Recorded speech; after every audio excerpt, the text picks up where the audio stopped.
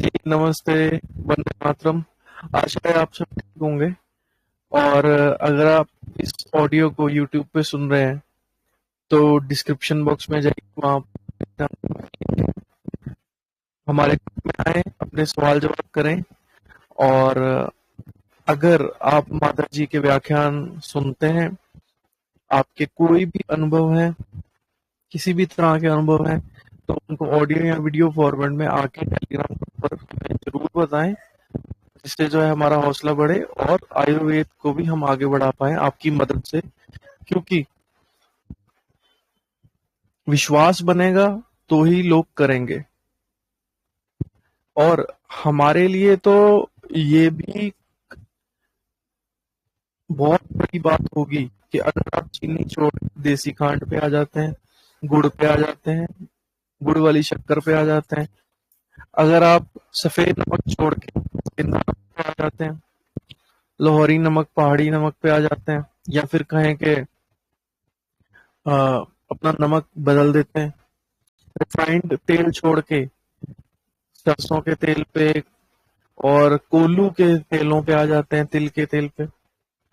और सबसे महत्वपूर्ण बात, जिसकी वजह से आज बहुत सारे लोग बीमार हैं, वो है आप अगर अपना बदल के देसी गाय का घी प्रयोग करना शुरू करते हैं और साथ ही साथ जो दूध है वो देसी गाय का दूध लेना शुरू कर देते हैं, तो ये चार काम भी अगर आप करते हैं तो बहुत अच्छी शुरुआत आप कर सकते हैं और अपने रोगों को मात्र 3-4 दिन में ही अपने परिवार से, अपने घर से 50% लोगों को भगा सकते हैं, फुल गारंटी के साथ, बिना किसी परहेज के, बिना किसी दवाई के।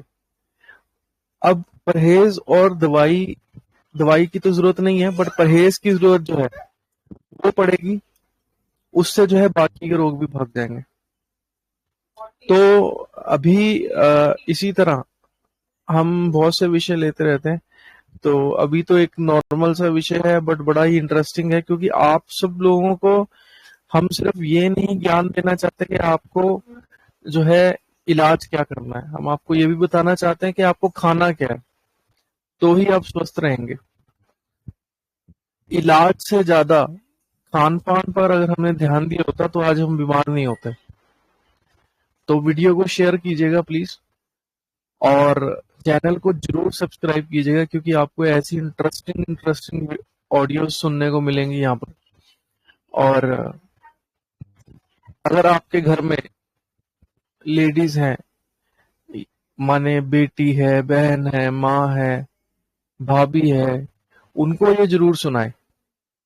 अगर उनके पास समय नहीं है तो इसको लगा के जब वो अपना काम कर रही है वहां पे फोन को रख दें, तो उनके कान में जब ऐसी बातें जाएंगी तो उनको भी लगेगा कि हाँ, अगर हमने खान पान पे ध्यान दिया होता तो आज उनकी भी दवाइयां नहीं चल रही होती। क्योंकि आप जानते हैं 10 में से 5 या 6 या 7 लेडीज की दवाइयां चल रही हैं अलग अलग तरह की। तो आज बड़ा इंटरेस्टिंग विषय ये हुआ कि माता जी ने एक सूप बनाया लौकी का, तो उसके बारे में विस्तार से बताएंगे माता जी। कृपया शुरू करें। वंदे मातरम सभी को। मैं अगर कोई सब्जी छीलती भी हूँ ना, हरी सब्जी, आलू वालू नहीं, और आलू कभी बनाती भी हूँ तो छिलके सहित पहले उबाल लेती हूँ। तो उबला हुआ आलू उतना नुकसान नहीं करता, तला हुआ नुकसान करता है, तड़के वाला नुकसान करता है। तो मैं कोई भी सब्जी बनाती हूँ, जैसे लौकी बनाई थी, आज लौकी का सूप बनाया था, और धनिया पुदीने की चटनी बनाई थी। तो धनिया पुदीने की जो डंडियां निकली थी, मैं फेंकती नहीं हूँ। उन डंडियों को उस लौकी के छिलके के साथ उबाला, और लौकी के मतलब एक एक पाव की करीब 2 लौकियां थी, आधा किलो थी, छोटी छोटी, 2-2 टुकड़े किए केवल, और उसमें सूप में डाल दिया। साथ में वो भी उबल गया। और नमक नहीं डाला, आज पहली बार है, वैसे मैं नमक डालती हूँ सूप में, आज नमक नहीं डाला, तो फीका तो और ही अच्छा लग रहा था। फिर मैंने उस लौकी को छोटे टुकड़े किए, छोटे भी बहुत ज्यादा छोटे नहीं कि एक चम्मच में भर जाए, इतने बड़े टुकड़े किए। तो एक एक चम्मच धनिया पुदीने और नारियल, हरी मिर्ची, हींग, काला नमक और सेंधा नमक डाल के जो मैंने चटनी बनाई थी, एक एक चम्मच चटनी डाल के मैंने खाई। इतना आनंद आ रहा था, मैंने ये पहली बार किया है, ऐसी लौकी फीकी और उबली हुई मैंने खाई है। इतना आनंद आ रहा था, ऐसे लग रहा था इतना लाइट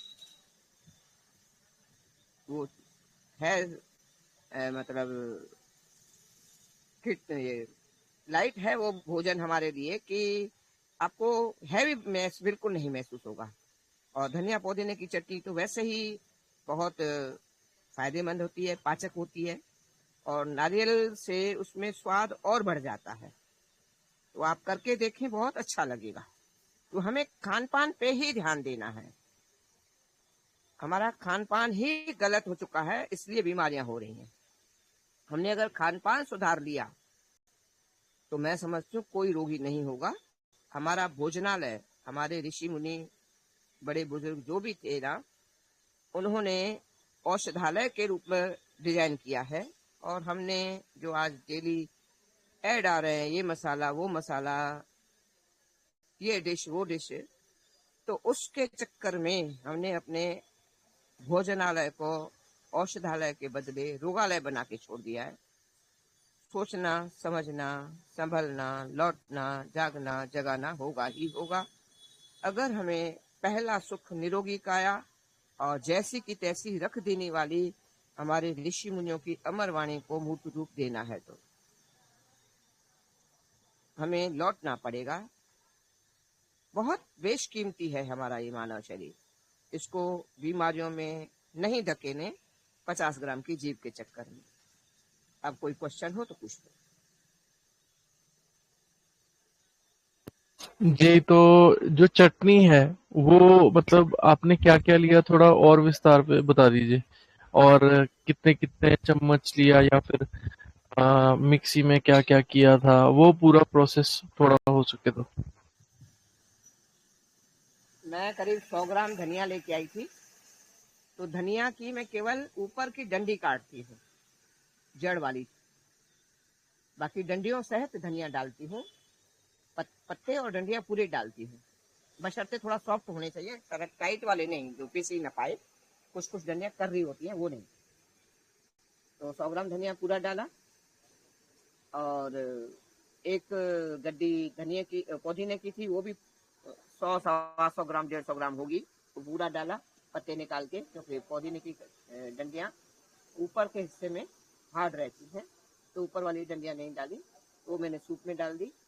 और करीब आधा नारियल, जो नारियल पूजा के आते हैं जिसमें से 2-4 चम्मच ही मुश्किल से पानी निकलता है, वो आधा नारियल इसमें डाला।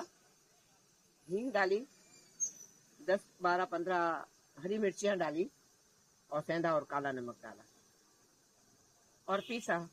उस नारियल में ना, नारियल चटनी में ना नारियल डल जाता है ना, उसका फ्लेवर इतना अच्छा आता है खाते टाइम, ऐसा लगता है दिमाग पे उसका असर हो रहा है, क्योंकि नारियल दिमाग को तेज करता है। तो मतलब उस लौकी के मैंने करीब समझ लो एक एक लौकी के अगर 10-10 टुकड़े किए होंगे, तो हर टुकड़े पे मैंने एक एक चम्मच चटनी रख के खाई। और चटनी भी गाढ़ी बनाती हूँ मैं, पानी जैसी नहीं बनाती हूँ। तो एक एक चम्मच रख के खाई। इतना स्वाद लग रहा था ना, ऐसा लग रहा कि कोई मैं टॉनिक ले रही हूँ। मतलब शरीर बोल रहा था कि जैसे कोई टॉनिक जा रहा है अंदर। वरना तो जो हम खा रहे हैं आजकल, जो मिल रहा है हमें, वो शरीर को नहीं लगता, उल्टा शरीर हमारा उसको लग जाता है। इस बात का खास ध्यान रखें कि हम जो खाएं वो शरीर को लगना चाहिए, न कि उसको शरीर लगना चाहिए। और कोई सवाल? जी, बहुत उत्तम, और जान के बड़ी खुशी हुई।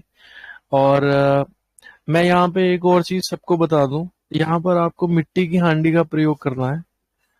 और अगर आप मिट्टी की हांडी के बारे में और ज्यादा जानकारी चाहते हैं, अगर आपको लगता है कि मिट्टी की हांडी बस एक नॉर्मल सा बर्तन है, ऐसा नहीं है, आप यूट्यूब पर लिखें राजिंदर हैंडीक्राफ्ट, तो आपको बहुत अच्छे अच्छे मिट्टी के बर्तनों के बारे, कुम्हारों के बारे में जानने को मिलेगा। बर्तनों की रख रखाव कैसे करना है, ये जानने को मिला। और अगर आपको चाहिए भी तो आप वहां से खरीद सकते हैं, उनके चैनल से। अदरवाइज आप जो है हमारे ग्रुप में आके मैसेज करें, शायद अगर हमारे पास कोई जानकारी तो वो भी हम देने की कोशिश करेंगे। और बर्तनों पर पूरा ध्यान दें, बर्तनों पर भी हम एक ऑडियो करेंगे तो आपको उससे भी थोड़ा सा ज्ञान हो जाएगा, तो सीखने को मिलेगा। तो अभी इस ऑडियो को सुनने के लिए बहुत बहुत ये धन्यवाद। ये सूप मैंने ये हम्म, सूप मैंने हांडी में ही बनाया था। जी जी ये हांडी में ही बनाया था। नमक